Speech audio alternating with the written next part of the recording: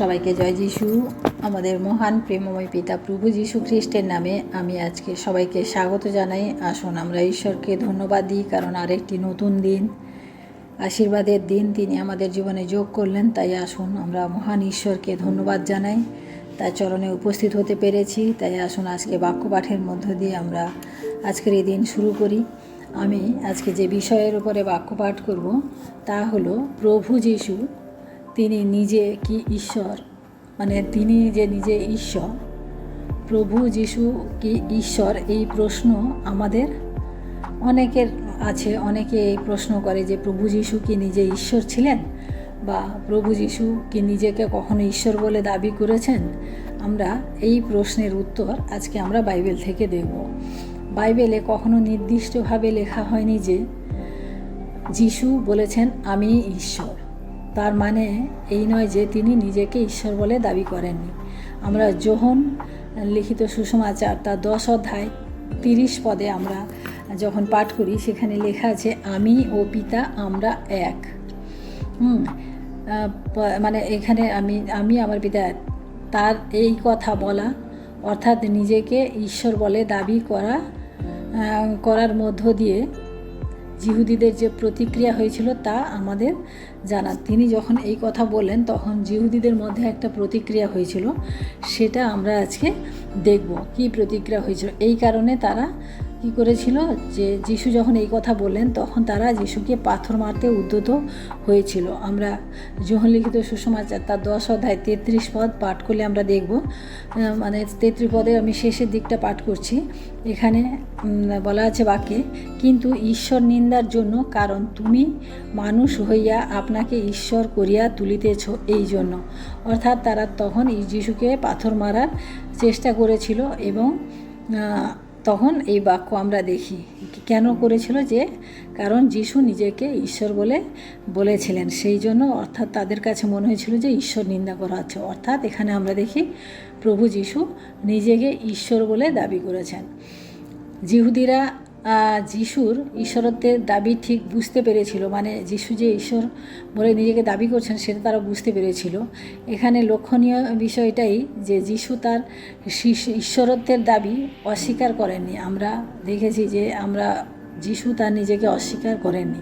তিনি কখনো বলেছেন, মানে তিনি যখন বললেন, এই যখন 10:30 পদে আমরা দেখি যে আমি আর পিতা এক, তখন তিনি বলতে চেয়েছেন যে তিনি ও পিতা স্বভাবে এবং মানে তারা এক। আমরা যোহন লিখিত সুসমাচার তার 8 অধ্যায় 58 পদে আমরা দেখি যিশু একটি উদাহরণ আমরা দেখি। এখানে রয়েছে, যিশু তাহাদিগকে কহিলেন, সত্য সত্য আমি তোমাদিগকে বলিতেছি, অব্রাহামের জন্মের পূর্বাবধি আমি আছি। আমরা এই পদে দেখি যে যিশু নিজেকে বলছেন যে তিনি অব্রাহামের জন্মের আগে থেকে আছেন। জিহুদীরা তার এই কথা শুনেছিল আর ঈশ্বর নিন্দা বলে তাকে মারবার জন্য পাথর তুলেছিল।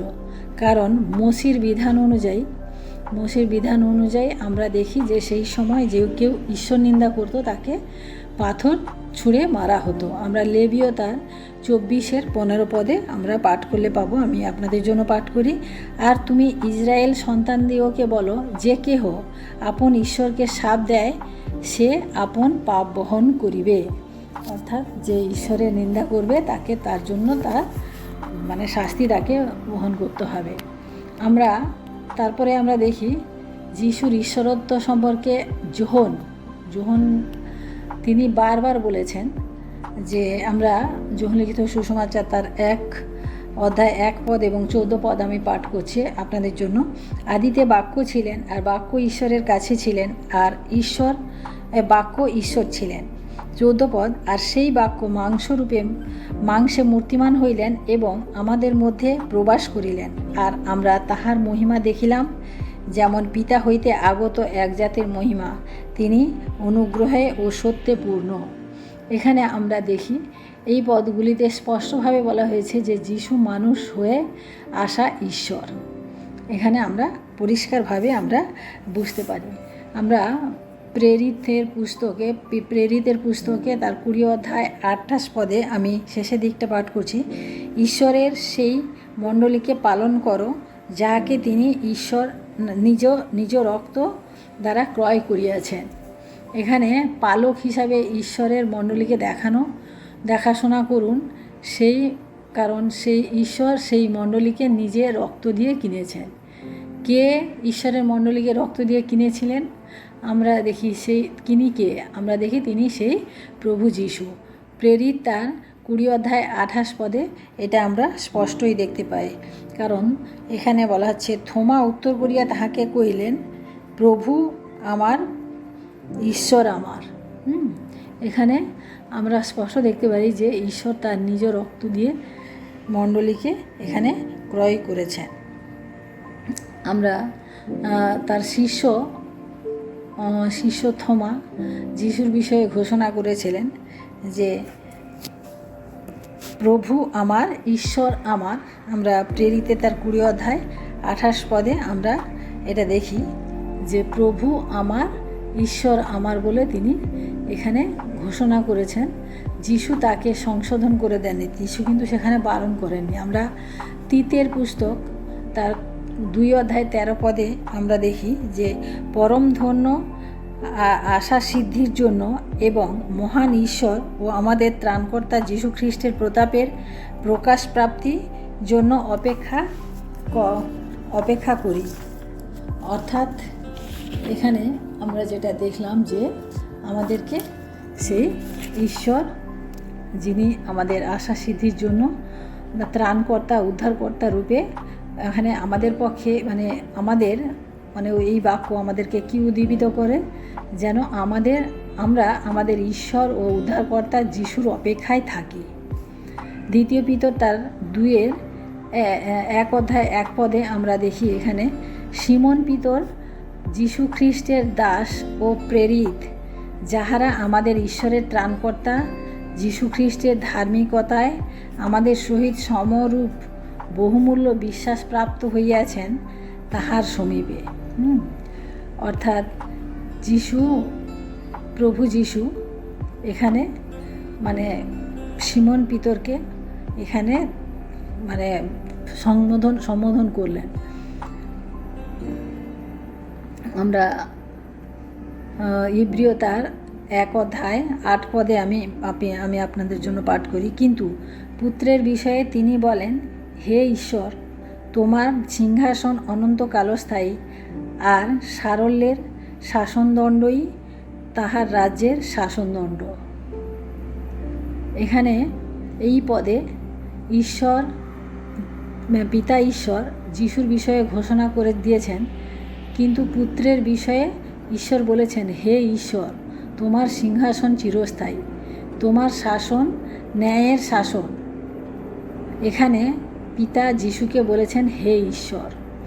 তা স্পষ্টই প্রকাশ করে যে যিশু ঈশ্বর। আমরা প্রকাশিত বাক্যে একজন স্বর্গদূত, যিনি প্রেরিত যোহনকে শুধুমাত্র ঈশ্বর উপাসনা করতে নির্দেশ দিয়েছিলেন। আমরা প্রকাশিত বাক্য তার 19 অধ্যায় আমি 10 পদ আপনাদের জন্য পাঠ করি। এখানে লেখা আছে, তখন আমি ভজনা করিবার জন্য তাহার চরণে পড়িলাম। তাহাতে তিনি আমাকে কহিলেন, দেখিও, এমন কর্ম করিও না। আমি তোমার সহদাস এবং তোমার যে ভাতৃগণ যিশুর সাক্ষ্য ধারণ করে, তাহাদের ও সহদাস ঈশ্বরেরই ভজনা করো, কারণ যিশুর যে লক্ষ্য তাহাই ভাববাণীর আত্মা। এখানে প্রকাশিত বাক্যে একজন স্বর্গদূত প্রেরিত যোহনকে শুধুমাত্র ঈশ্বরের উপাসনা করতে বলেনি। শাস্ত্রে বারবার যিশুকে উপাসনা করা হয়েছে। শাস্ত্রে আমরা দেখি যে বারবার যিশুকে ঈশ্বর রূপে উপাসনা করা হয়েছে। আমরা কয়েকটি বাইবেল পদ আমি আপনাদের জন্য পাঠ করে দিই, যেখানে আমরা পড়লে বুঝতে পারবো। মথি লিখিত সুসমাচার তার 2:11 পদ, পরে তাহারা গৃহমধ্যে গিয়া শিশুটিকে তাহার মাতা মরিয়মের সহিত দেখিতে পাইলেন ও ভূমিষ্ঠ হইয়া প্রণাম করিলেন। মথি লিখিত সুসমাচার তার 14:33 পদে আমরা দেখি, আর যাহারা নৌকায় ছিলেন তাহারা আসিয়া তাহাকে প্রণাম করিয়া কহিলেন, সত্যই আপনি ঈশ্বরের পুত্র।